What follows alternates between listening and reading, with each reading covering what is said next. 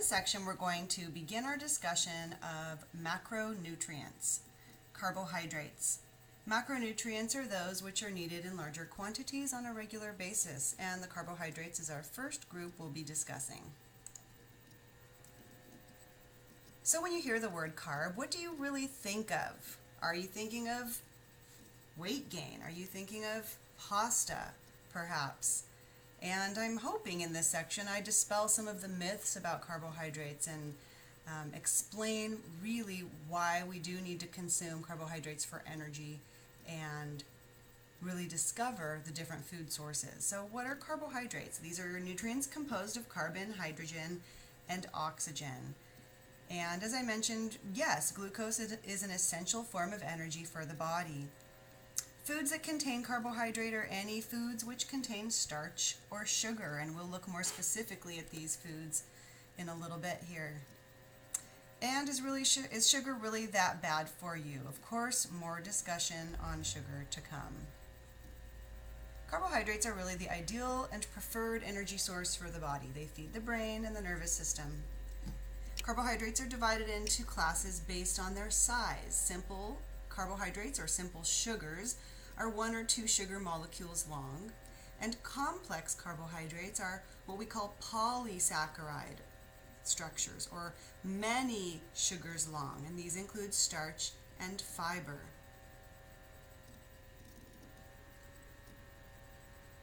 As I mentioned, sugars, being a component of the class of carbohydrates, are composed of carbon, hydrogen, and oxygen. The sugars that we find in our foods and in the human body are ring structures, and we call the single sugar units monosaccharide. Glucose is one of the monosaccharides, which we find in foods as part of larger structures, and also in our blood, that we call that blood sugar.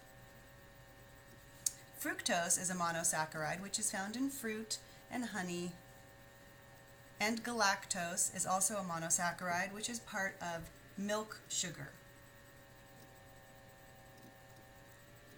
The disaccharides are 2 sugar units, disaccharide, and lactose is one example of a disaccharide. Lactose is comprised of glucose plus galactose. And lactose is found in milk, yogurt, some cheeses such as soft cheeses, cottage cheese, and such, as well as ice cream. Sucrose is another disaccharide which is comprised of glucose and fructose, and sucrose is basically what we mean by sugar when we say white sugar or brown sugar. These are composed of sucrose. Maltose is another disaccharide which is 2 glucose units together, and maltose is not found very often in nature and foods, but it is part of the starch breakdown process, and we're going to see maltose again when we discuss starch digestion. Starch is the plant's storage form of glucose. Think of it as the plant's energy source, and when we eat plants, we are consuming their energy source as starch. Starch is a long chain of glucose units. Some starches are branched where the chains shoot off in different directions, and others, specifically amylose, is a long chain of glucose units, hundreds of glucose units long. Glycogen is also a chain of glucose units, and that's the storage form of glucose in animals, including humans. And fibers are found in plant foods, and these are also glucose chains, but they are not digestible by the human body, and they are supporting structures in plant foods. More to come on fibers. So looking at grains as good carbohydrate sources, we need to distinguish between grains as whole grain and refined grain. Whole grains contain the whole kernel, including the bran, the germ, and the endosperm. The endosperm is where all the starch is. The bran and the germ contain fiber as well as some vitamins and minerals. When grains are refined and foods are processed, the husk is always removed, this yellow portion, but the bran and the germ are removed, taking away most, if not much, of the vitamins, minerals, and fiber. So for refined grains, think white bread, white pasta, other refined flours. However, the process of enriching or adding back nutrients does help to add back vitamins and one mineral, which is iron. And we'll talk more about enrichment a little bit later on. Fiber can be categorized as both soluble and insoluble. Neither can be digested by the human body. However, soluble fiber can dissolve in water and form a gel, whereas insoluble does not dissolve in water and does not form a gel very well. And you'll see that most plant foods will contain a combination, whereas some are a little bit higher in others. For example, soluble fiber is found in fruits, nuts, seeds, and insoluble more so in our whole grains. So why should we be eating dietary fiber in the first place? Study after study has shown that dietary fiber can help reduce blood cholesterol, hence helping to reduce the risk of heart disease. That's why we see the heart on the oatmeal container. Now, of course, eating fiber or soluble fiber once a day will not reduce our heart disease risk very much if we are eating an unhealthy diet overall. So as part of a healthy diet, the soluble fiber can help reduce our LDL blood cholesterol, which is the low density lipoprotein cholesterol, which is the type of blood cholesterol that is implicated in the increased risk for heart disease. Fiber can also help to reduce the risk of diabetes by controlling our blood sugar levels and helping to slow the absorption of blood sugar. It can also help to reduce the risk of bowel disease, such as preventing constipation, as well as reducing the risk of diverticulosis and Crohn's disease.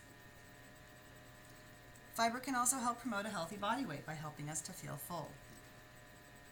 So as I mentioned just a bit ago, primarily you're going to consume fiber from whole plant foods. So whole grains, which would be grains where they're left intact and whole wheat, brown rice, corn, and such. Fruits, vegetables, legumes, which are beans and lentils and pulses and such. But dairy products and meat do not contain dietary fiber. Looking at how sugar intake can affect calories, let's look at what empty calories are. So refined sugars contain calories and do give us energy in the source of glucose. However, they lack fiber and other nutrients. So in this graphic here, you see a comparison of a kiwi fruit and red licorice. Now they might provide us with about the same amount of calories and carbohydrates, but the kiwi clearly is superior because it provides us with vitamin C, folate, calcium, and as well, not shown on here, dietary fiber. And we can see on this chart the nutrient difference between whole grains, enriched white grains, and unenriched white breads. As I mentioned a bit ago, enriching is the process of adding vitamins and minerals back, which were taken out in processing. And you can see the green bar shows enriched bread, enriched white bread, where a lot of these values are fairly consistent and comparable to the whole grain bread. But you can see also in some of the areas, for example, fiber, B6, magnesium, they don't make up for that lack of nutrient with the enriching process. Only thiamine, riboflavin, niacin, folate, and iron are added back in the enrichment process. So let's walk through the process of digesting and absorbing carbohydrates. Back in Chapter 3, we discussed the general process of digestion and absorption. And the process we see here with carbohydrates is fairly straightforward. We need to break our larger, longer polysaccharides down into monosaccharides for absorption. So starch, being a polysaccharide composed of glucose, needs to go through the digestive process. And this digestive process begins in the mouth. We see a small amount of salivary amylase splitting starch into maltose. However, the food doesn't stay in our mouth all that long, and once we swallow the food and it ends up in the stomach, the digestive juices, which are very acidic, really stop the action of salivary amylase, and we see mechanical digestion going on with the churning of the stomach, but the chemical digestion of carbohydrates ceases in the stomach for the most part. Once starches end up in the small intestine, however, pancreatic amylase, so here we see this enzyme again, but it's coming from the pancreas instead of the salivary glands, now is going to continue splitting the long glucose chains into maltose. And remember, maltose is a 2-unit or a disaccharide composed of 2 glucose units. So once we get to this point where starch has been completely broken down into maltose, we are then left with our 3 disaccharides: maltose, sucrose, and lactose. The small intestinal cells that actually line the intestine create 3 distinct and very specific enzymes for breaking down these disaccharides: maltase, sucrase, and lactase. And we now see our disaccharides being broken down into the individual monosaccharide components, and the monosaccharides can be absorbed through the lining of the intestine into the villi and the bloodstream, and they travel to the liver. Remember, though, that fiber is not digested, but it is fermented by the bacteria in the colon. Some of us experience lactose intolerance. This is a condition in which we're not producing enough lactase. Lactase, remember, is the enzyme that digests lactose. So what happens is the lactose travels undigested into the colon, and that tiny disaccharide wreaks a lot of havoc. It can cause gas, bloating, discomfort, diarrhea, nausea, because the bacteria ferment it, as well as lactose attracts fluid, causing those loose stools and diarrhea. Lactose intolerance is not a milk allergy. That's different than the deficiency of lactase. A milk allergy is a true allergy to the protein in milk. Many people that are lactose intolerant, however, can consume small amounts of milk and are usually okay with hard cheeses and yogurt because the lactose is either broken down for you by the bacteria in the yogurt, and the hard cheeses don't contain very much lactose to begin with. And then, of course, alternatives are always available: soy milk, almond milk, lactose-free milk. How much carbohydrate should we be taking in on a regular basis? Well, the rule of thumb for the minimum for the brain and the nervous system is about 130 grams per day. But that, again, that is really a minimum. The dietary reference intake goal is 45 to 65% of calories. So take, for example, if one were consuming 2,000 calories a day. If we took 50% of that, just to fall somewhere in this range, that would be 1,000 calories of carbohydrate a day. And if we wanted to convert that into grams, we would divide it by 4, and we would end up with about 250 grams a day of carbohydrate for a 2,000 calorie diet. When you do your diet analysis, you're going to continue to examine your intake, and you will see your carbohydrate intake in comparison to the goal, which was calculated per the DRI goals. For fiber, we should be consuming somewhere about between 25 and 35 milligrams a day. This recommendation is based on your energy or your calorie needs, your age, and gender, so it will vary. And again, your diet analysis project or your diet analysis reports will give you that number. Added sugars, less than 10% of calories per day. So again, if we're using the example of a 2,000 calorie diet, that comes out to less than 50 grams per day.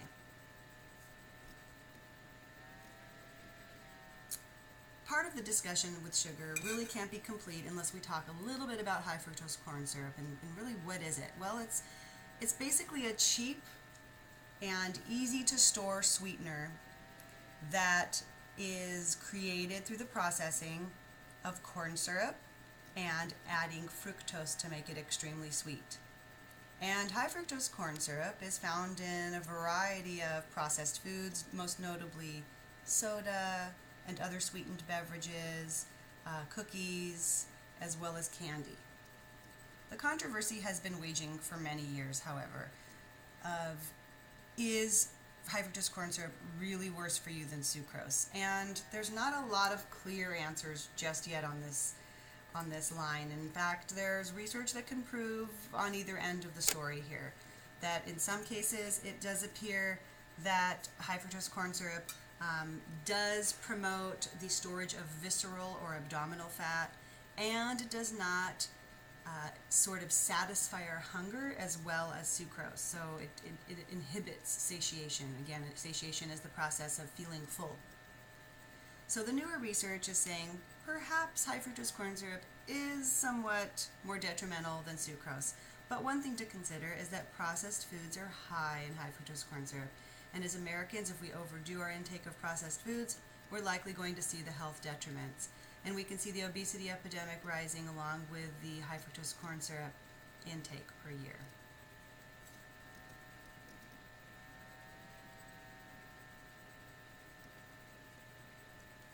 Sugar itself, again, not without controversy. Does sugar cause obesity? Well, certainly if we're eating too many calories and too many calories from sugar, we are going to see weight gain, and certainly weight gain in the abdominal area. We'll talk a lot more about visceral fat when we discuss obesity later in the semester. Does sugar cause heart disease? For many years we thought really it was just the fat in our diet that affected our heart disease risk. But certainly at this point we do know through newer research that high sugar diets do increase our blood lipid levels, and we do see a higher risk of heart disease with a high sugar and high refined grain diet. Does sugar cause diabetes? We're going to be talking about diabetes in just a bit here. Most of the research, we do see an association of sugar and diabetes risk, and certainly increased body fatness can increase the risk for type 2 diabetes. Before we jump into diabetes, we do need to discuss a bit about glucose regulation. It's important to understand that glucose in our blood, or our blood glucose, is regulated by two hormones in the body, insulin and glucagon. When we consume any food with carbohydrate, we are going to see insulin secreted from the pancreas. Our blood sugar has gone up, and that signals to the pancreas that it needs to secrete some insulin into the blood, and the insulin stimulates the tissue to take in glucose. When the blood sugar is dropping, the pancreas receives a signal, signaling the liver to release glycogen, or break down, glycogen into glucose, sending glucose out into the blood. Remember that glycogen is stored in the liver, and when glucagon is secreted by the pancreas, it signals to the liver to release stored glucose out into the blood, bringing the blood sugar back into normal range. So every time we eat, if we eat anything with carbohydrate in it, so starch or sugar, insulin secreted and causes our tissue, signals to our tissue to uptake glucose and take it out of the blood, bringing the blood sugar back down to normal range. When the blood sugar starts to drop into lower ranges where we're needing extra glucose to come into the blood, the pancreas will secrete glucagon, and that will signal our liver to break down glycogen into glucose for the blood. Blood glucose levels are tightly maintained in healthy individuals, somewhere between 70 and 100 milligrams per deciliter. However, in the case of diabetes, which is characterized by high blood sugars, something has gone wrong with that regulation process, and we're going to explore that idea now. Over 25 million people, children and adults in the United States, have diabetes, and perhaps another 7 million or so being undiagnosed. We have seen diabetes rates rise with the obesity rates in the United States. So as we continue to become more obese as a population, we continue to see a higher incidence or rate of type 2 diabetes. The definition, as I mentioned, of diabetes is an elevated blood glucose level, and this can be diagnosed in a couple of different ways. Either through a fasting blood sugar measurement, a blood test, looking at the blood sugar level when we haven't consumed food in about 10 hours, and anything over 126 twice is a diagnosis for diabetes. Or, conversely, the hemoglobin A1C has been used more recently as a diagnostic tool, and this is basically a measure of how much glucose or sugar has accumulated in the red blood cells. And over time, that begins to build up in the red blood cells when the blood sugar runs high. And this is a measure of the blood sugar over about a 3-month period. and it's a saturation or a percentage of saturation level for diagnosis at 6.5 or above. Prediabetes, however, is when we see a blood sugar between 100 and 126. So it's really important to have blood sugar levels screened, because if someone has prediabetes, changing lifestyle and perhaps losing weight, if that's indicated, can really help to prevent a diabetes diagnosis. So the symptoms of diabetes, I'm not going to go into too much detail. I do want you to read this section in the book, and you can see in the graphic, but I'm always feeling hungry, sudden weight loss as well with the type 1 diabetes, type 2 diabetes, and type 1, feeling tired, wounds that won't heal because the bacteria really feed off of that high blood sugar. We see nerve damage, which can result in numb or tingling hands and feet. Type 1 diabetes is not as common as type 2. We see it in only about 5 to 10% of cases.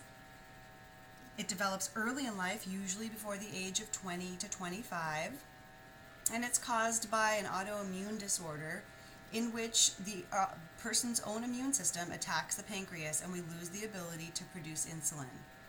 With type 1 diabetes, one must inject insulin either through injections, traditional injections with a needle, or with also the insulin pump, and there are other products out now that make it much more convenient for the patient to inject insulin. Type 1 diabetes is not due to obesity and is not really preventable. However, type 2 diabetes is due primarily to obesity. About 90 to 95% of the people that have diabetes have type 2 diabetes, and it is caused primarily by insulin resistance when one loses the sensitivity to insulin. The obesity epidemic, as I mentioned, in our country has really raised the incidence of type 2 diabetes in our country because this disease is so much linked with obesity. Someone with type 2 diabetes will still make insulin, but the body and the cells are not responsive. And again, this is usually diagnosed in adulthood. However, it may be diagnosed in teens and children due to obesity. And you can see the differences here outlined in the chart. Management of diabetes can be complicated for the patient at first, but once they learn to manage blood sugars by checking blood sugars, using insulin and or medication, it is really under the control of the patient. Monitoring is essential, so checking blood sugar levels regularly, and also being mindful of carbohydrate intake along with fats, because either type of diabetes, both types of diabetes do increase the risk of heart disease. For type 2 diabetes, losing weight can help greatly to manage blood sugars and to perhaps even bring the blood sugar under good control without medications. But with type 2 diabetes, the patient may take oral medications, and they might use insulin if diet, exercise, and medications are not effective. Type 1 diabetes, as I mentioned before, we must inject insulin, and we do not take pills with type 1 diabetes. So the long-term effects of diabetes are really the primary reason to control the blood sugar. With type 2 diabetes, many people do not even feel the effects or the short-term effects of the disease. But the long-term effects can be life-threatening. So it's very important to control blood sugars early on. Atherosclerosis, or hardening of the arteries, can cause heart disease, and individuals with diabetes do have a much higher rate of heart disease, somewhere between 2 to 5 times the risk of one without diabetes. Retinopathy is when the small blood vessels of the eye are damaged, causing bleeding in the retina and perhaps long-term vision loss. Neuropathy is nerve damage, and we see this mostly affecting the extremities, and especially the feet, and it can be very painful. Kidney disease, the tiny blood vessels of the kidneys are also damaged by high blood sugars, and this can cause irreparable kidney damage and is one of the leading causes of the need for kidney dialysis. So this brings us to the end of this section in looking at carbohydrates. Do take some time to thoroughly read the chapter and continue to review the notes to prepare for the quiz and other assignments for the chapter.